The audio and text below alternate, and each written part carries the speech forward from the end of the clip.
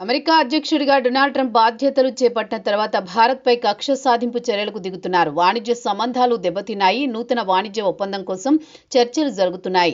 భారత్ తన ప్రయోజనాలను దెబ్బతీయడానికి అంగీకరించడం లేదు. దీంతో ట్రంప్కు మరింత కోపం వస్తోంది.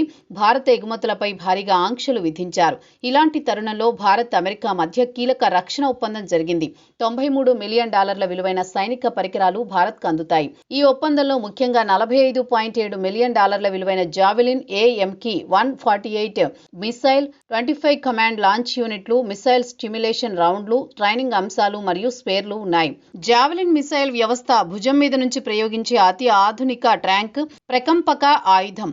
ఈ క్షిపణి డిస్టెన్స్ లో కమాండ్ కంట్రోల్ ద్వారా నడపబడుతుంది. ఇలా ప్రయోగించిన రంగం నుండి ఒప్పందదారులు సురక్షితంగా దూరంగా ఉండగలుగుతారు. జావెలిన్ మిసైల్ ప్రత్యేకత ఏంటంటే ప్రత్యర్థి హీట్ సెన్సార్లకు పట్టుకోకుండా తొలుత ట్యూబ్ నుంచి చిన్న క్షిపణిని నిరోధించి తర్వాత ప్రాథమిక దశలో చివరి లక్ష్యాన్ని ఖచ్చితంగా గమనిస్తుంది. రియాక్టివ్ ఆర్మర్ కలిగి రక్షణ కవచాలను ఛేదించి ట్యాంకర్లను ధ్వంసం చేస్తుంది. అమెరికా రక్షణ దిగ్గజ సంస్థలు లాక్డ్ మార్టిన్, రేథియన్ ఈ ఆయుధాల అభివృద్ధికి బాధ్యత వహించాయి.